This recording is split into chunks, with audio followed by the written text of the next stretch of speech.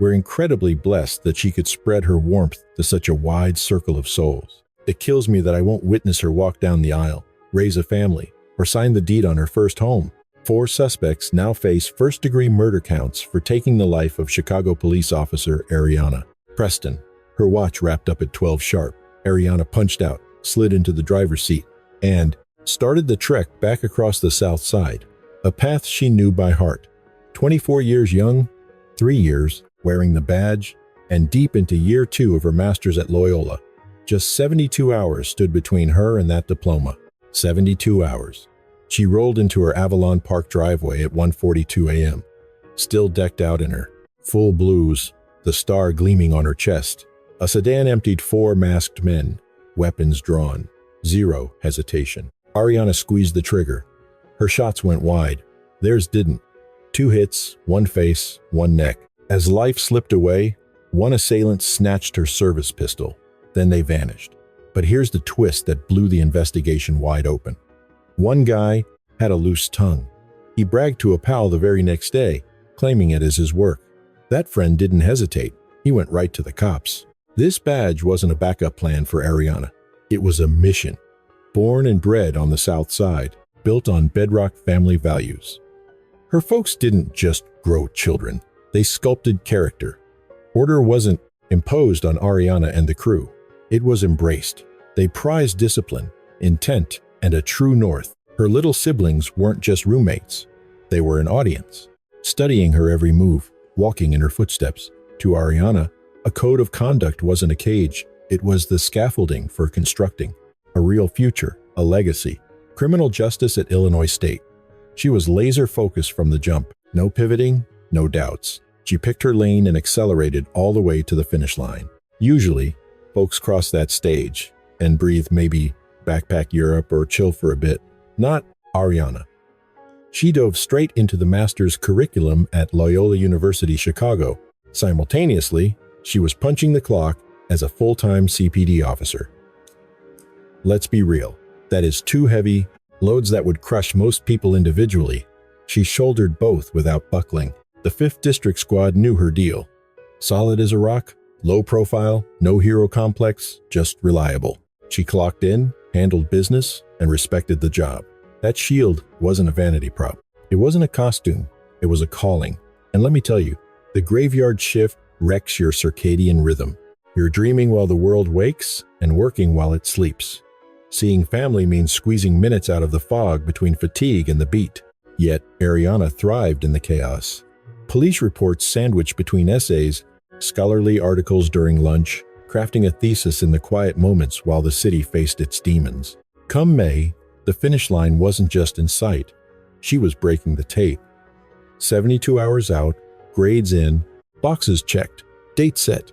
She even dropped the grad pic on the Graham cap, gown, beaming, radiating pride and readiness. Tomorrow wasn't a question mark for Ariana Preston. It was. Booked, locked, and loading. But as she closed out her night, a quartet of young men were concluding a very different agenda. A violent joyride. Jalen Frazier, 16. Jaquan Buchanan, 18. Joseph Brooks, 18. Treval Breland, 19. They'd been tearing through the South Side for hours, gaining steam. One heist bleeding into the next. Every score made them feel bolder, smoother, invincible. Strikes midnight. They zero in on a female victim at 46th and Ellis. 4-on-1.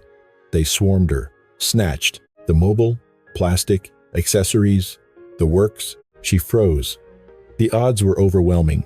They didn't require brutality, just the shadow of it. 40 minutes on, they clock a red Kia Forte idling at 47th and Indiana, motor humming, driverless, no glass to smash. They just hopped in.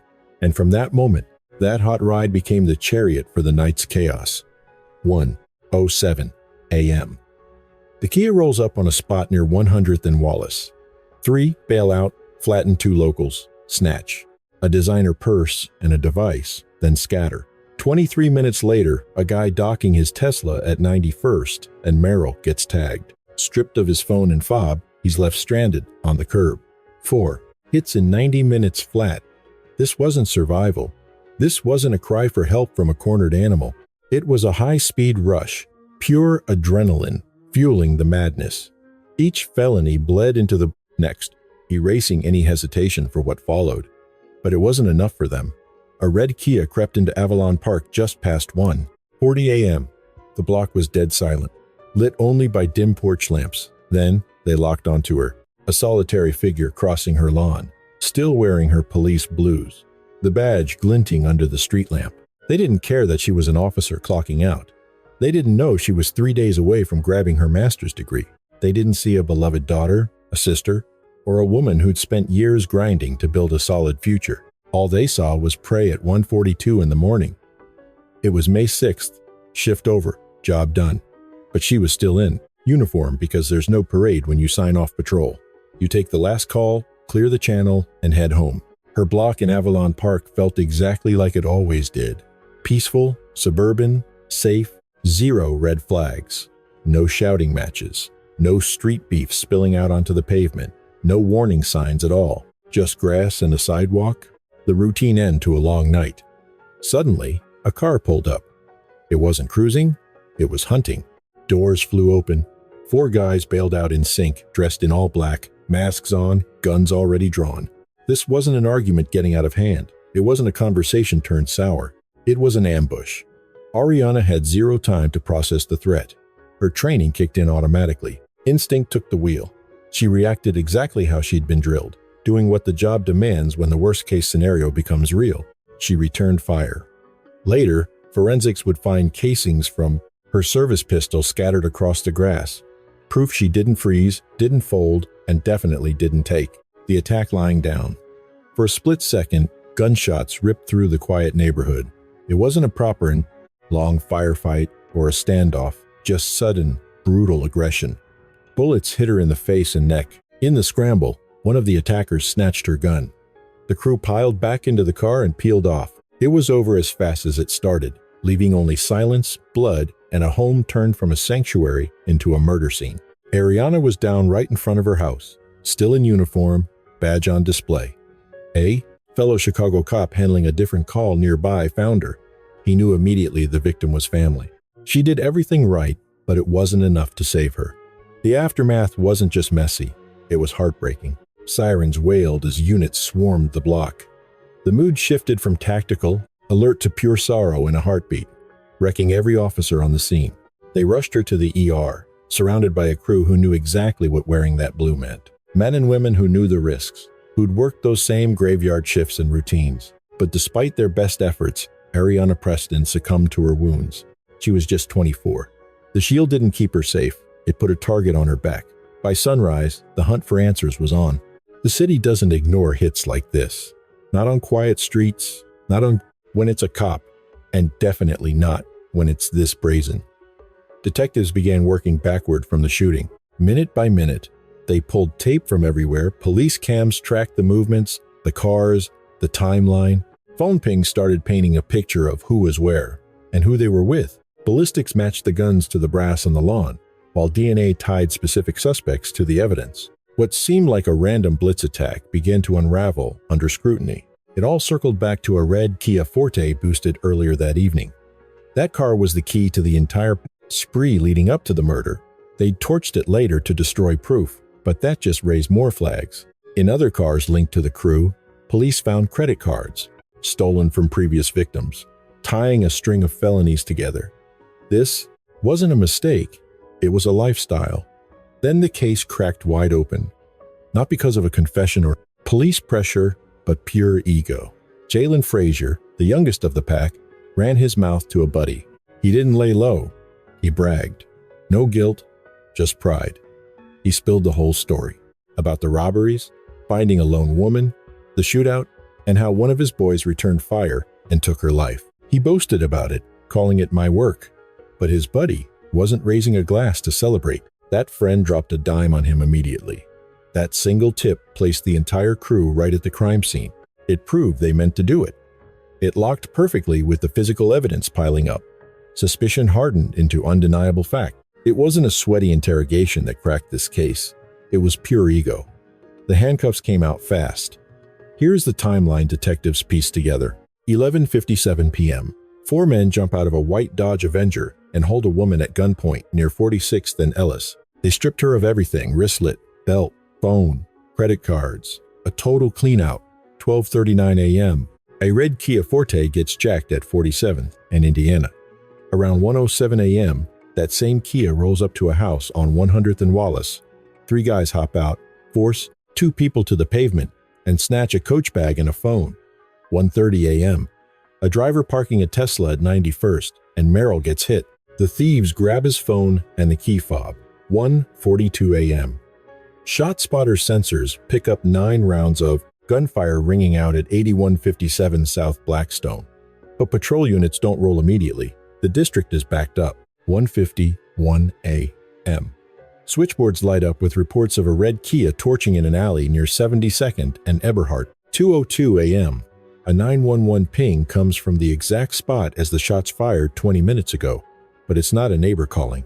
It's coming from Officer Preston's Apple Watch, automatically screaming for help because she's in distress. 2:15 a.m. An officer responding to a completely different call spots her. He doesn't wait for the paramedics. He scoops her up, throws her in the squad car, and guns it to the University of Chicago hospital.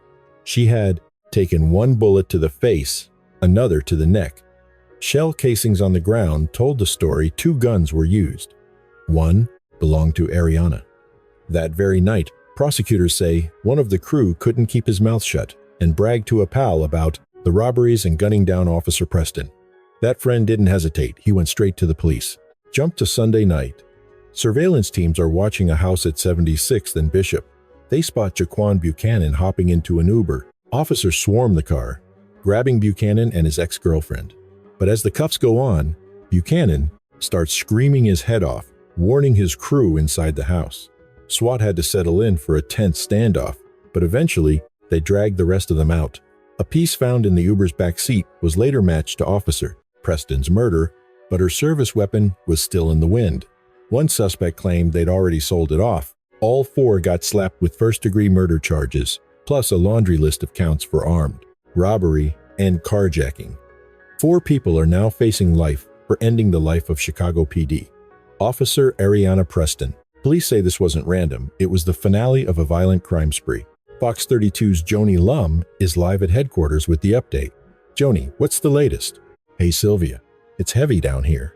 Investigators had to push through their own grief, but they say the community stepping up was the key to making these arrests and ending a rampage that targeted solo women before it culminated in the execution of Officer Preston. The suspects are just kids, really. 19-year-old Travell Breland, 19-year-old Joseph Brooks, 18-year-old Jaquan Buchanan, and a 16-year-old juvenile. Cops say at least 2 of them opened fire on Ariana as she got home from work at 1:42 a.m. Saturday. Police say the 4 were cruising in that stolen red Kia, strictly hunting for victims. They were on the prowl. They allegedly hit multiple people before they set their sights on Officer Preston. She was just getting home from her shift early Saturday morning when 4 guys rolled up in a hot car. They bailed out fast, guns drawn, and rushed her. 1 guy fired. She fired back, but they kept shooting. They took her gun and sped off in the stolen whip, leaving her there. Even the last person she arrested that night broke down in tears when they heard the news. That tells you everything you need to know about the kind of officer Preston was. Commander Pendar says these charges are the first step toward healing, assuming they can ever get past the grief. Her weapon is still missing. The getaway car was torched, and those 4 suspects are heading to bond court at noon. Even though Frazier is only 16, he's getting charged as an adult, a decision driven by the sheer brutality of the crime and the mountain of evidence against him. Because of his age, he's stuck in juvie while the legal gears turn. When they faced the judge, bond was a no-go for all of them. The courtroom was packed, not with chaos, but with a heavy, silent solidarity. A sea of blue uniforms packed the gallery, not as a show of force, but as a silent pledge of unity. They stood shoulder to shoulder with the grieving family, watching 4 teenagers face a reckoning. Rash choices made in a heartbeat were now being measured in decades behind bars. The room remained dead silent. No outbursts, no chaos, just the crushing gravity of the situation. 4 futures were now permanently tethered to the one life they extinguished. For the Prestons, this wasn't just a legal proceeding. It was a confrontation with a void where their daughter used to be. Her father called for accountability, choosing the pursuit of justice over the heat of vengeance. Her mother stood tall, demanding life sentences, not out of malice, but from a deep conviction that the soul stolen from them had immeasurable worth.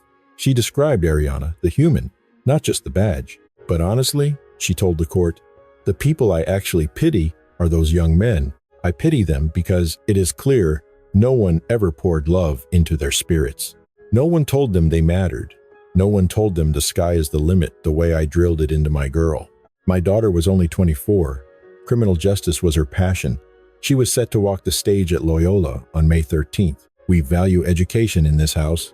The court heard how 16-year-old Jalen Frazier bragged to a pal that the hit was his doing. He opened fire. Preston returned fire, battling him and his crew until the very end.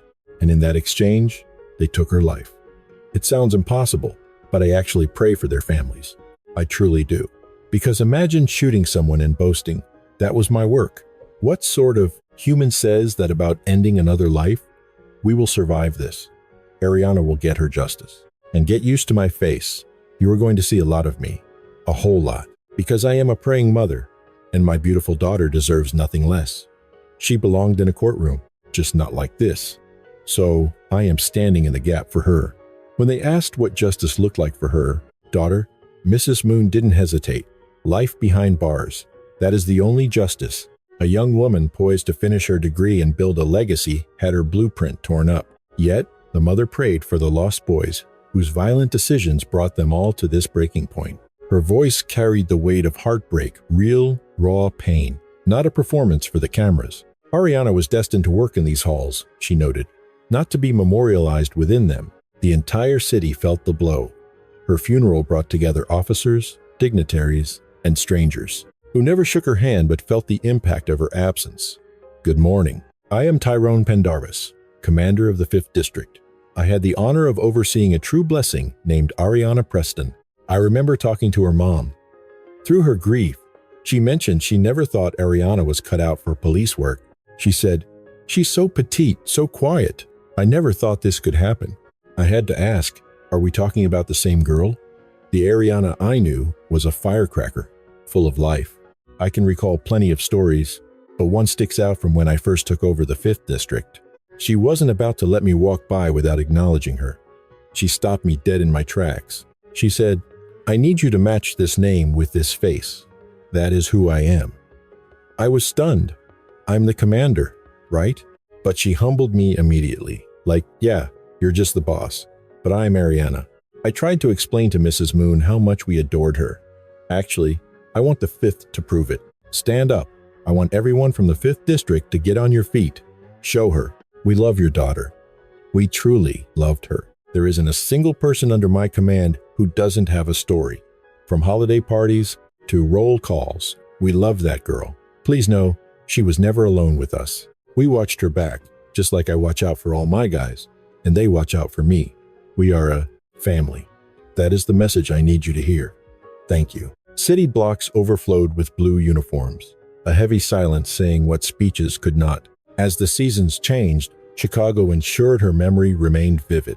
A portion of her street, a stretch of the Avalon Park community, now bears the name Ariana M. Preston Way, permanently tying her spirit to the very ground where the ambush took place. That metal sign hanging above the intersection isn't just a geographic marker. It is a loud declaration that she still matters and that Chicago refuses to forget the tragedy that unfolded there. Meanwhile, over at Loyola University, where she was a mere 72 hours away from walking the stage for her master's, the school launched a scholarship to honor her memory. The degree she never got to hold will now pave the way for other students chasing dreams in law enforcement, justice, and public service. Her loved ones also channeled their heartbreak into the Peace for Preston Foundation, focusing on mentorship and community outreach to save future lives instead of just mourning the one lost. It turned her story into a living, breathing force for good that keeps giving back long after she's gone. Yet, while the tributes stood silent and respectful, the criminal investigation was anything but. By January 2026, the battle was still raging in the Cook County courts. Pretrial motions kicked back into gear for the 4 suspects accused of taking Ariana's life. The judges were busy weighing motions and ruling on admissibility to set the stage for the upcoming trial. A major decision gave the green light for firearms experts to take the stand. A massive win for prosecutors needing to link the ballistics directly to the crime. As for the youngest suspect, who was just 16 when the attack happened, he is still facing adult charges but remains locked up in a juvenile facility for now.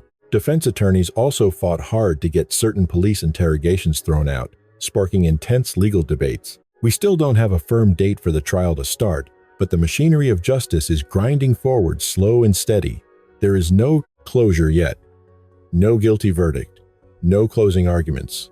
Just the long, tedious march toward accountability, years after a brilliant life was snuffed out in a matter of seconds. But let's be real, no legacy, however noble, brings her back. Even if justice is fully served, it won't put her back at the dinner table for holidays. It won't undo that horrific night or wash away the memory of her front yard turning into a murder scene. It can't give back the decades she was robbed of, the career she was destined for, or the courtroom she should have walked into as a lawyer, not a victim. All we are left with is the cold, hard truth. Ariana didn't lose her life because she was reckless or took a bad risk. She didn't fail. She died because she stepped up, night after night, shift after shift, believing in a better world she was fighting to create right up until her last breath. We drop fresh, true crime stories every single day, shining a light on both famous cases and the ones the media missed. Hit that subscribe button to catch the next story that needs to be told. Catch you in the next video.